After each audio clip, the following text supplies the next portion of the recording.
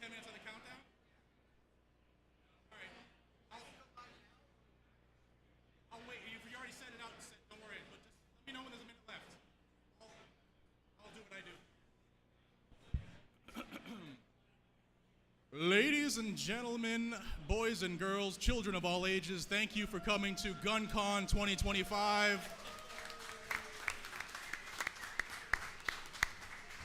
Real quick, you guys who know who I am know I'm all about facts.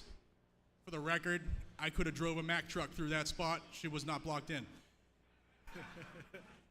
All right, we're going to get going on this panel in about 8.5 minutes.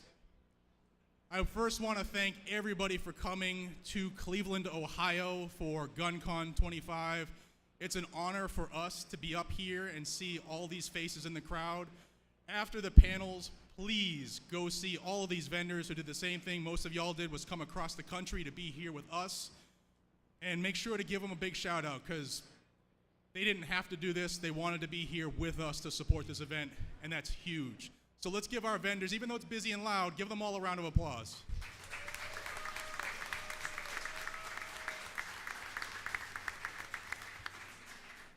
Also, I don't know if you've seen the layout, but to my left, stage left, there's more stuff over there, and that's where the gun groups are. The ones who are fighting day and night to keep what we have and regain what we've lost. So go see them, go talk to them, get to know them, join them, donate to them, everything. I'll do an update when we start with the recording there about the NFA if anybody cares about that as well. So we'll get going in about 5 minutes. 5 minutes.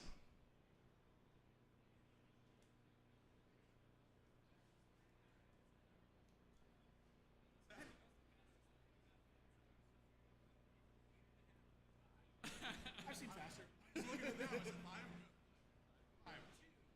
Yeah. All right, guys, we're getting started. Oh, those 10 minutes.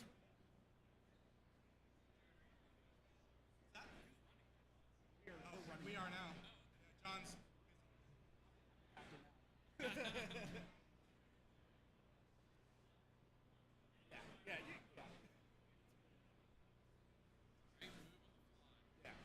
We're improvising. Yeah. Look at me. Yeah. Last time, to a panel, mine was still so long. I think we started down not even all.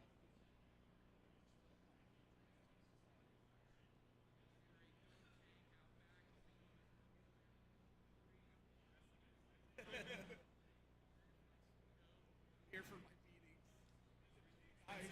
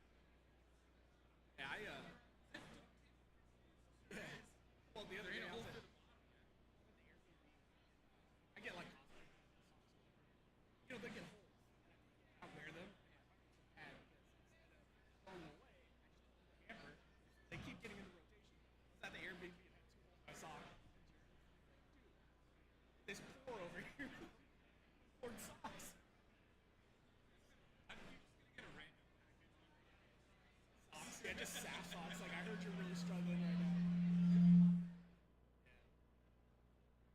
I mean, not refuse. I'll wear suits. I just. I didn't know it was her. You know, it's just like.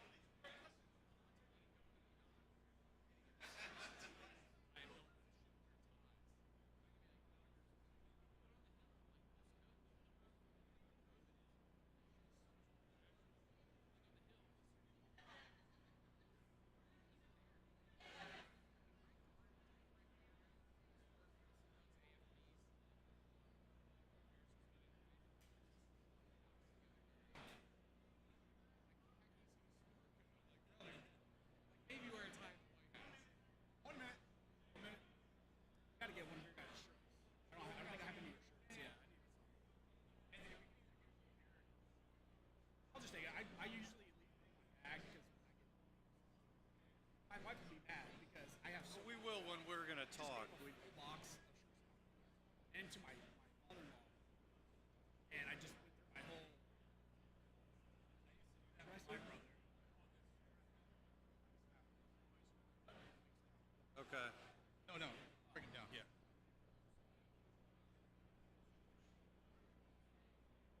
All right.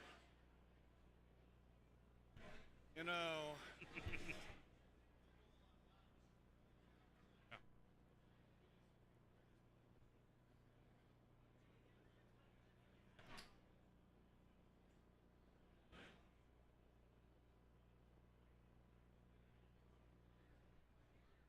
It's a long minute.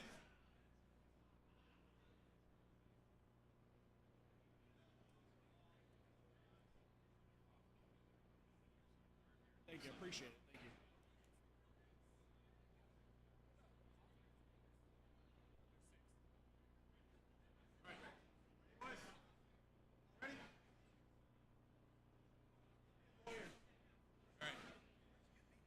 All right, everybody. That was loud. All right, guys and gals, let's get going with this year's 2A panel. Again, before I start, everybody give yourselves and everybody else a round of applause for supporting GUNCON 2025. A big thank you to the vendors, to everybody who showed up, especially those who traveled from out of state. And thank you to Gun Collective and John Patton for continuing this event when it would probably be easy to retire and not do it. So thank you, everybody. I'll start off. I am one of your co-hosts today. My name is Jared from Guns and Gadgets. We want to have an opportunity to field some questions that I know are on your minds. And we did have some movement on the NFA within the last 11 hours again. So I'm sure we'll touch on that. But I'll have everybody introduce themselves first. We'll start from my left to right. Just tell everybody who you all are. Hey everybody, Eric Pratt with Gun Owners of America.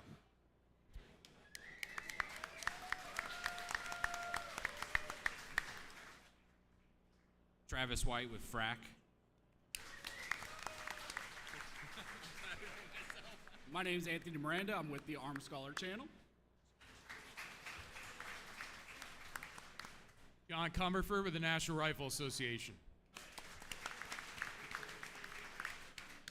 I am Adam Kraut with the Second Amendment Foundation.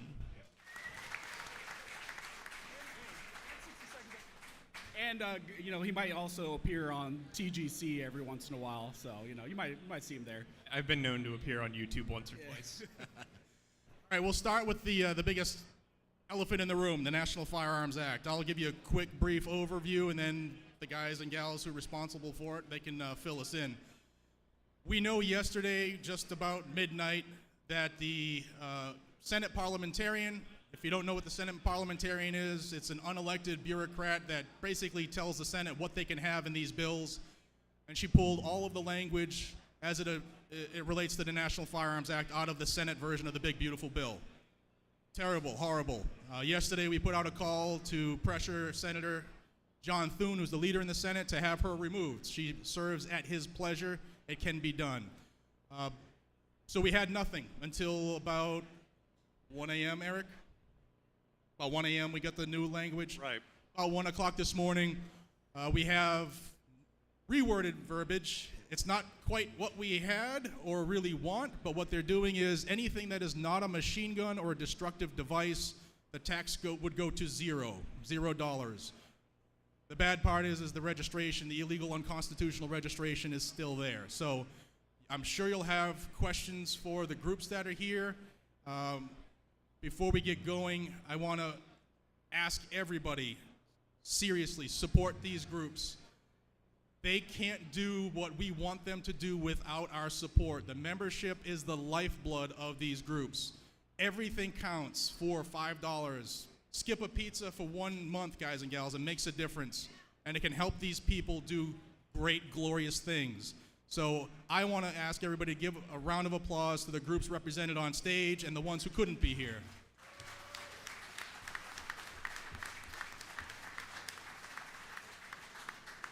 All right, before we open the floor for questions, I'll start from the left. Eric, just give everybody a summary. I know you guys are working around the clock. But as of right now, give a summary that you can do to get people fired up about being here today.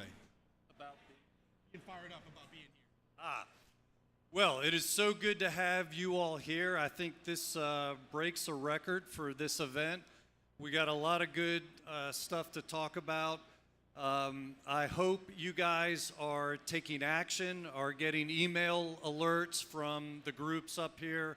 Because let me tell you, just as a tag along to what Jared was saying, you know, it was a long, hard fight to get to where we were gutting the NFA, and it is a gut punch that an unelected bureaucrat could get that stuff taken out. But I tell you what, there's a couple good things that have come out of this. One is, you know, 2 weeks ago, how many people in America even knew there was a Senate parliamentarian? She has been there for 23 years, and even Republicans thought, oh, she's a woman of integrity, she calls just balls and strikes. Now they realize what a partisan hack she is, and phones are melting on Capitol Hill demanding her firing. The Senate, there's senators calling for her firing. There's House representatives calling for her firing. And it's all because of the grassroots that's generating this. That's you guys.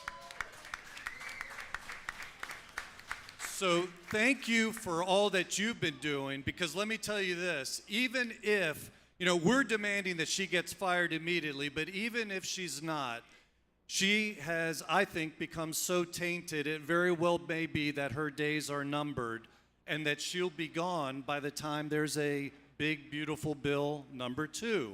Remember, we always have to be thinking in terms of the long-term fight. This is not like a baseball or football game where it ends, you know, once the clock runs out. This is a long-term battle, and so I think we're well poised to keep advancing. We've come a long way already, and so I think we'll be able to get a lot more progress. So don't get disheartened, stay in the fight. Thank you, Eric. Appreciate you, brother. Love you, man. All right, guys. Frack, sitting next to me, Travis, they do a bunch of good work, too. Many of y'all might not be aware of what Frack does, so Travis is going to educate y'all because they are crushing it as well. Awesome. Appreciate it. Everybody hear me? Good. So Frack, Firearms Regulatory Accountability Coalition. I guess first off, I want to say it's a tough act to follow Eric Pratt here, so I'm going to do my best to not put anybody to sleep. But the best way I can describe it is we're a trade organization for the industry. We focus in executive branch regulatory accountability. Oh, closer, a little closer? All right. We focus in executive branch accountability on regulatory actions. We have some litigation. We've done amicus briefs. We've helped write and reverse some of the ATF abusive rules that have occurred throughout history. In terms of our litigation we have right now, our big brace suit with 25 states and a number of companies is we won at the 8th Circuit. It's stayed right now back at the trial circuit. So you can sort of think this as like a loaded, you know, the gun is loaded and cocked. We just have it stayed, basically, pending the resolution of Mock v. Bondi, what formerly Mock v. Garland, down in the 5th Circuit. All right, so, and I don't want to steal the Mock thunder on that, but basically, you know, if the government was to drop their appeal in the 5th Circuit, the result would be that the brace rule stays vacated. If for any reason that doesn't happen, or the appeal was to not go as anticipated, our case stands to serve as an immediate backup. The unstayed get another vacatur put in place. The best way I can describe that. Now, our other case, there was a recent circuit court filing. It's up on appeal to the 8th Circuit. This is our case dealing with some firearms technology abuses by FAT-D, Firearms and Ammunition Technology Division of ATF. That case is currently stayed by request of both parties, pending settlement. So we anticipate a very beneficial settlement in that case coming. Let's see. Am I missing anything case-wise? Awesome. All right, I'm going to pass it on to my co-host, Anthony, who will handle that side of the table because it's far away. All right, so we're going to move on to the NRA ILA. John's going to give a breakdown, kind of what they're doing, status of some of the stuff that they're working on. Just give us an overview of what you guys do. Yeah, thanks, everyone. First, before I talk about NRA, let's touch on reconciliation again, which Eric just talked about. Without the result that happened on November 5th, we wouldn't even be talking about reconciliation. We'd have Speaker Hakeem Jeffries, we'd have Majority Leader Chuck Schumer, and we'd have Kamala Harris. So first and foremost, elections have consequences. We know that, and we're reaping that now. So showing up to vote matters. Might not be everything we want, might not be perfect, but we're working to get something done, and we should have another bite at the apple. And if John Thune's not willing to fire the parliamentarian today and do that, as soon as this bill is over, he should fire the parliamentarian, spend the entire summer with a job headhunter service, and put someone in there who respects the Constitution and can get some things done and make another One Big Beautiful Bill 2.0. So, NRA, look, we've had our problems. It's no secret. I read all your comments online. It's get blamed for stuff in the 1930s, the 60s, the 80s, but you know what? It's 2025. I started NRA as an intern. I was a first mate on a charter fishing boat before I started working there, and I cold called NRA, and I had a heck of a lot more hair. But you know what? Worked my way up, and we have a whole new leadership team at NRA that's filled with people that actually know how to use a firearm. We were just talking up here how we all have socks with holes in them. I don't have the body type for Hollywood design suits, and I rode in the back row of the airplane out here. So it's a new day at NRA. We work together with Adam, work together with Eric, work together with NAGR and any other gun group who has the greater good of all of you in interest. So stay tuned on reconciliation, litigation. You know, Travis hit on that. We're involved in 46 cases. Most of the people at this table are involved in them as well. So it's a break glass in case of emergency situation. And we have a once-in-a-lifetime opportunity to harness the political calculus that's in front of us, and we're going to do it. Thank you for being here.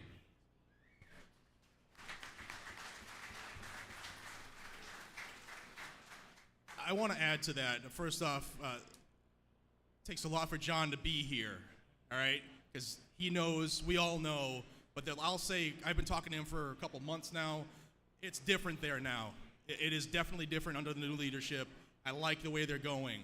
And we are closer than we've ever been to taking 2 of the 3 legs out of the NFA. It's been 91 years. I like to say I'll never see another chance because I'm probably not living another 91 years. And most people in this room aren't either. So we have to stay focused. There's going to be bumps in the road because it's politics, and politics sucks. But we have to keep fighting. It's easy for us to say, see, I knew it. I told you the Democrats were going to win. I told you the Republicans were on the same team. We still have to fight because nobody in that building is just going to willingly give up power, guys and gals. We saw what happened in the 1770s. All right, we have to keep our republic alive. It's on us. So stay focused, stay engaged, support these groups. All right, so we're going to move on to SAF, but before we do that, we're going to move to questions after we get to Adam. So if you guys want to start lining up, there's a mic right here. Line up there. Try not to block the walkway there, so if people still want to go talk to the vendors, try not to block it. But we're going to move on to SAF. My good buddy, Adam Kraut, former boss at one point.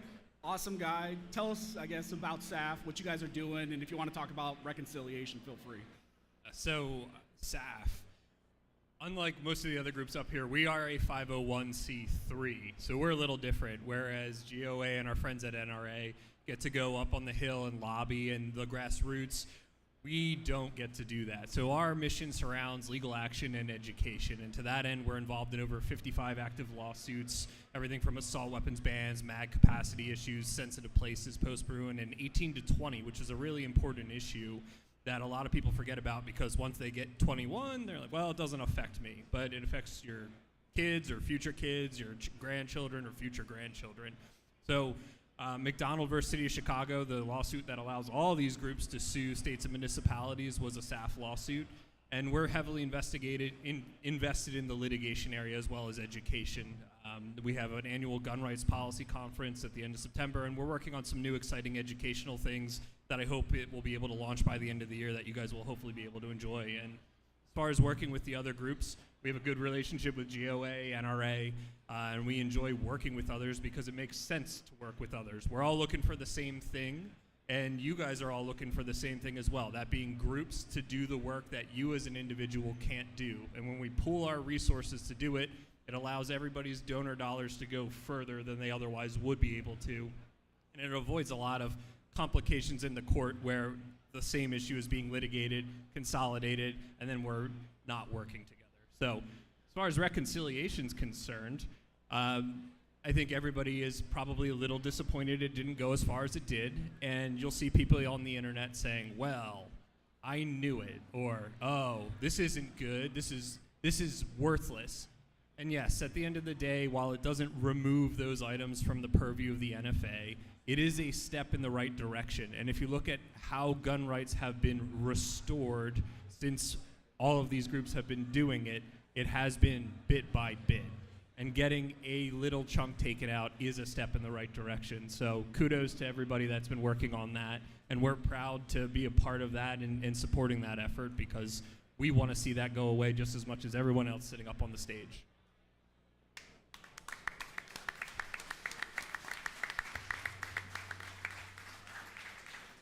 All right, we'll take some questions for the time we have remaining. And we just asked to keep them shortish. One question, please, and maybe keep it respectful. That would be cool. And then say your name. Thanks very much for everything that you do. Regarding What's all your name? Latham. Regarding all the state level and city level assault weapon bans. Closer. Regarding all the state level and city level assault weapon bans, what do you see as a best case scenario for striking them down, and what do you see as a realistic scenario for striking them down? All right, AWBs, who wants to take it? Well, of course, there is the Illinois case. There's also one in California. I think either one of those two cases poses a good opportunity for being the next case that the Supreme Court will take. Of course, I think everybody knows Justice Kavanaugh indicated that the Supreme Court probably will be taking such a case over the next couple years. And I know of the groups up here, we are behind either of those two cases. So, we're certainly going to keep pushing. And for any, state like Colorado and some of those other states that were just passing it, there's already those states like Illinois and California that are already in the pipeline and are getting closer and closer to final disposition. So my encouragement is just hang on. There's light at the end of the tunnel. Thanks very much. All right. It's kind of like a strategy thing, guys. I've been there. I'm from Massachusetts, and I used to call everybody up here and be like, hey, man, what about Massachusetts? What he means is that when there's cases in the pipeline, there are very similar cases that are much closer to a finality than if they started a new case in X, Y, or Z. And it's easier for these groups who are paying for that, obviously, to focus on one that they can win. So we all get feedback on that, and I'm glad that Eric said it. Just know that's what he means by that. There's already some that are closer to a ruling than what might just started in Colorado or Rhode Island.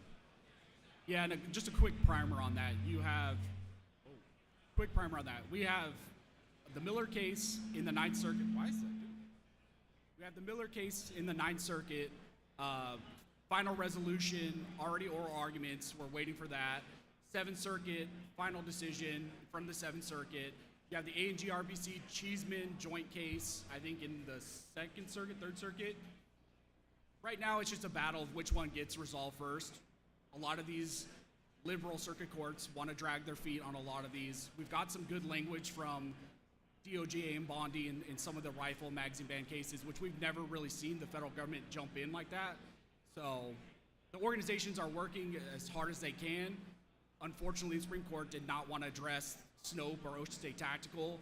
They said that they will potentially address rifle and magazine bans in a term or two. So take that for what it is. Who knows?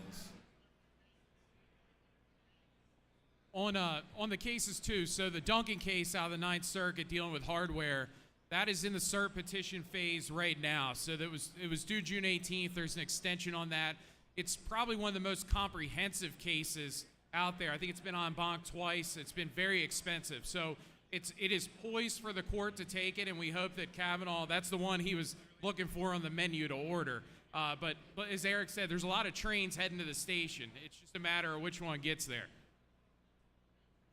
So real quick, the other thing, when Snope got denied, you had Justice Thomas dissenting, you had Kavanaugh saying, we want to take one of these most likely in the next term or two, but Kavanaugh was the vote that was needed. If you look, Alito would have granted, Gorsuch would have granted, and Thomas, and to get cert granted, you need 4 justices. So Kavanaugh's just saying, I want to see what the lower circuits are going to do. The Seventh Circuit cases are a good vehicle. They have a trial record. You get the cases coming out of California. So eventually, it seems like they're going to resolve this, and then Massachusetts, Rhode Island. And the other quick thing I just wanted to mention is Eric earlier talked about looking forward towards the future and things we're doing as far as advocacy for the Second Amendment. Well, the other side is doing the same thing as far as how can they address restrictions in the future. And the way I think that they're doing it in this context is what Colorado did. It proposed a flat ban for assault weapons and pulled it back to a purchase permit regime. And I suspect that if the Supreme Court rules these are constitutional arms, that's going to be their post whatever case response. Much like in Bruin, you have a right to carry a gun. Cool. Well, now everywhere's a sensitive place. So I suspect that's what will be the next fight. Good. All right, thanks for your question, Jara. Hello, can you hear me okay? Yes, ma'am. Excellent. My question is for the NRA. First of all, I'm glad you're here.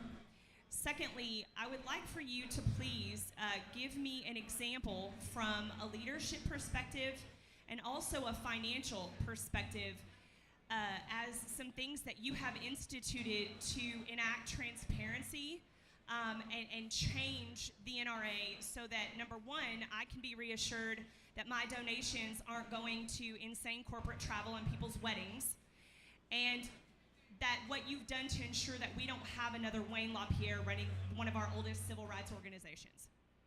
Sure. Yeah, thanks for the question. I mean, that's on everybody's mind. I gotta give Adam a little bit of credit too, because Adam's kind of like the OG reform candidate for the board. If anybody remembers when Adam ran for the board and kind of helped get this started. And what did we see with this last year? It really started 2 years ago, but in this last year we had a whole new slate of candidates who got on the board who want to reform the NRA. We had a whole new leadership change. We have obviously a new CEO, new leadership in the elected officers as well, who are committed to transparency. The lawyer was fired who was in that job to protect Wayne LaPierre. And we're moving into this new era of NRA. So you have to look at the different buckets within NRA. So on the ILA side, money that goes to ILA is restricted it's donor restricted just to that fight. So money going into ILA is not paying for luxuries and all these things. It's going into paying for lobbyists. It's going into our election efforts. It's going into litigation efforts. But the board is fully committed to that. We have a chief compliance officer. We're making sure everything is compliant with that court so we can get the heck out of New York State. And everything we are doing going forward is to create confidence in the American gun owner and what we do at NRA. So stay tuned. They're working on more online transparency. If you go to our meetings, there's full financial transparency every single year on what we spend our money on. So all of those lavish items, sports tickets, private airfare, suits, and yacht trips, and people's weddings, that is all long gone, and the new team at NRA is committed to transparency and good governance of that association. Thank you. And while I have you, I'd like to ask you one more thing. Can you commit that you will not allow the goalposts to be moved on rules governing running for the NRA board? Because when I tried to run and when Antonia Okafor tried to run to diversify the board to have more women's voices, the goalposts were moved and the new rules came out that said you had to be a lifetime member to even run for the board. So the rules to run for the board are set by our board of directors. I believe it to be a life member for 5 years. Part of that is to make sure Michael Bloomberg doesn't buy a bunch of memberships and take over the board of directors at NRA and make us a gun control organization. But with that said, you can now do nominations for the board online. So not to call her out, but I know Amanda Suffolk's here on site, who is one of the important people, part of that reform. She was very involved in the nomination process online. So if you see her, she's in a teal shirt, she can help describe that as well. But that process is moved online, and we're trying to make it easier than ever to make sure people who want to get on the board can run, but most importantly also make sure that they agree with all of us in this room and they have the right intentions on being pro-gun. Thank you. Thank you. Excellent questions, Jared.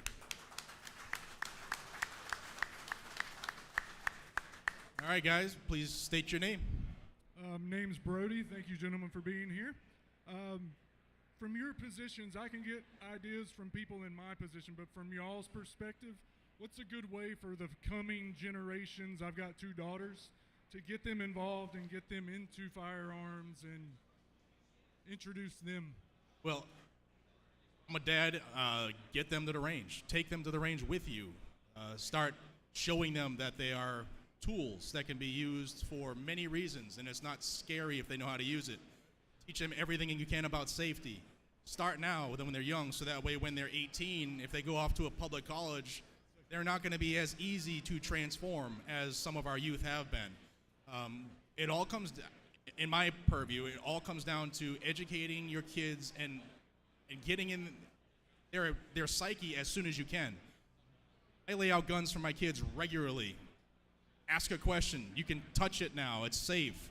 You know, teach them what to do if they find a gun, who to call, how to not touch things, how to handle things. It all comes down to us. You know, we can't depend on everybody else to make America change their mind about guns. It has to take place in each home. It's like a grassroots effort. Just like we try to win on Capitol Hill, we have to win in our own homes first. Guys, anybody else? Yeah, and I mean, I'm new to this. I just had a baby girl, 4 months old, so it's gonna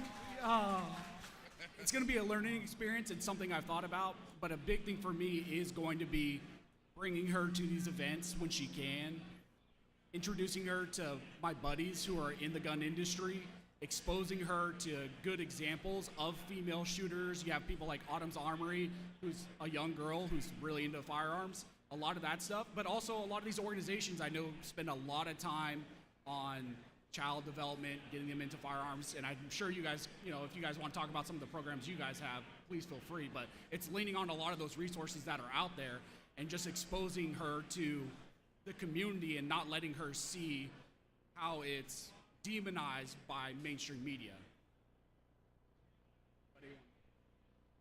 All right. Take them shooting. Yeah. I grew up in a house that didn't have guns. I learned to shoot in Boy Scouts. That was it for me.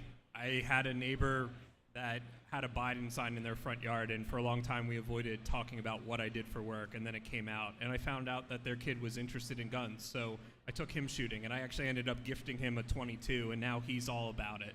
That's the best you can do, is just give somebody a positive experience, and game on, man. Thank you, gentlemen. Buy them belt feds. Can you gentlemen hear me okay? Yes, sir. What's your name? My name's Daniel. So I'm 26 years old, and my father's here. He brought me. A lot of organizations like the NRA, GOA, they used to do youth shoots when I was younger. As somebody who's looking to start a family, I'm just wanting to know if there's any way we're trying to bring that back and educate the younger generation on firearms, because we're here talking about legislation, but if the next generation doesn't know about them, it's kind of fruitless. In 20 years, somebody else can make another bill. All the work we've done is undone. So. Yeah, that's that's real important. And this is kind of similar, a tag on to the previous question. And let me just say, having had plenty of experience with kids as I've raised 10, don't be scared to talk to them at the breakfast or dinner table about the issues. And not even just gun issues, but especially gun issues. If there's a shooting, ask your kids question, hey, what do you think could be done to stop that? I was happy that when I asked my kids that, I think it was after Sandy Hook, they were like, well, if teachers had guns, Dad, that would have made a difference, you know? I mentioned that to another gun rights guy, and he's like, that's a great idea. He went home and asked his kids, and they're like, well, Dad, I think we need more gun control. And he was like, what do I do? So he prepared like a several night series to go through, over the issues with his kids. But see, that's the kind of thing you need to do, because if you're not infusing into your kids, then somebody else will be. And that's really key. At our booth over there, we have just a brand spanking new Young Adventure series for kids, for parents to go through, in book form with their kids. So that might be something that you want to check out too. And maybe somebody else here can talk more about the actual, what you were talking about, youth shooting, which is also really important. I think if you look at, from NRA standpoint, we're rebuilding our general operations division in the post-COVID world. So there's a full commitment to building out education and training and competitions and our new AR challenge game, our matches that are coming out. And that involves like the NRA 2A days you'd see at your local sportsman's club or range. So we're looking to build that back, but there's other organizations out there as well. Like on the shotgun side, there are full ride scholarships to college now. Lindenwood, Hillsdale, all these other schools, you get involved in the SCTP program or USA Clays. I mean, the fastest growing varsity sport in Minnesota State is trap shooting. So it's a game that all of us we all have different physical abilities, but look at a trap line. It represents everybody. So I think you look for all those different programs that are out there and see if the schools have a rifle team or pistol or a shotgun team as well. Yeah, and that's big. I sponsor a trap team in California myself. They reached out to me. They came to a local range event. Wasn't organization sponsored or anything, just a normal California range event. They reached out to me, said if I wanted to sponsor, I sponsored the whole team. So a lot of those like school teams, super important. Get them involved if you can. But this issue of getting the children into firearms, it's important to the organizations, it's important to us as gun owners. It's also really important to the anti-gunners. You have states that are passing laws to try to restrict their access to even just information about firearms. And I want to pass it over to Adam, because there are cases against like states like California who are actively trying to reduce marketing to children and say, you can't even have information get to them. And I know you guys have spent a lot of time on those cases, so if you can talk about that. Yeah, so there are two cases. The Junior Sports Magazine case was one of them, but it has to do with advertising to minors. And, the unfortunate part about it is the government thinks that they're doing something for public safety, but all you're doing, and I said this back when I was running for the NRA board as kind of the message, we teach our kids about sex in school. We teach them about drugs in school. Why? Because we want them to make good decisions they're going to encounter that stuff. So why would we not do the same thing with firearms so that they can be safe around them? It's just common sense. Don't hide a boogeyman from people. Teach them what's right, what's wrong, and hopefully they make the right decision when they're confronted with it. One other thing, at our convention in Knoxville in August 9th and 10th, we're going to be releasing a new curriculum. If there's anybody who homeschools their kids, it'll be for middle school and high school, a Second Amendment curriculum for parents to go through their kids with. So there's also something there. Thank you very much. Thanks for your question, buddy. All right, if we don't have any more questions, we have anything from the live feed? Yeah, so we got a bunch of people hanging out here in the chat, taking a few questions. We got one from Patriot from Warsaw, probably a local guy though. When it comes to gun laws, would you agree that it has become no different and similar to when laws discriminate against people like interracial marriage, gay marriage, stuff like that, that the left usually stands up for? You just say it again because they turned you up at the end, so just repeat it real quick. Sure. So when it comes to gun laws nowadays, would you agree it has become no different and similar to when laws discriminated against people like interracial marriage, gay marriage, stuff that the left is usually behind? I do. I think anything that restricts a right is illegal. It doesn't matter what right we're talking about. And the fact that we're having this conversation 250 years after our forefathers started the country tells us we need to keep fighting. Well, and if you look at Justice Thomas, I think he sums it up pretty good. The Second Amendment's treated like a second-class right, and we need to fix that. And I can't say it any other way. Yeah, and the interesting thing about that is there is a very interesting parallel to that, because even in a lot of these lawsuits, I know you guys see it all the time, anti-gun states will use discrimination laws to justify what they are doing right now, historically and traditionally, against our Second Amendment rights. They get yelled at all the time by courts, but they continue to do it. The history typically cited is, well, we restricted the Indians from it, and during Reconstruction, African Americans had to go through all these hoops that other people didn't, but that's okay because that's the historical justification. And when you look at that, it's no different because you're discriminating against a class of people that the Constitution protects, and the only difference is that they had it wrong at the time. All right, we have any more in the chat, buddy? Yeah, we got one. It's a little bit on the lighter side here. They're just asking, what type of bird's feathers work best for tarring and feathering a certain Senate parliamentarians? Just wondering. All of them. All of them. All of them. All right, we'll go back to the questions here.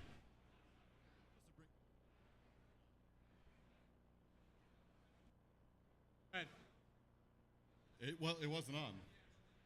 Hi, my name is Derek. I want to bring it back to the NFA real quick. I don't have a ton of confidence about the big, beautiful bill passing, so I'm wondering, a two-part question. What is your confidence that we have the political capital to try and get it done as a standalone bill? And are there any plans to pressure the administration directly? I appreciate the pro-gun sentiment coming out of the White House, but it's always generalities as far as I can tell. Is there any plan to try and pressure his outsized influence to make this a more direct fight from the Trump administration and not just pro-gun groups and Republicans in general? So we did put out an alert yesterday encouraging gun owners to contact the White House to send Vance to the president's chair in the Senate to basically discard the parliamentarians' ruling. We recognize that's a big ask, and we stand by that ask. It needs to be asked.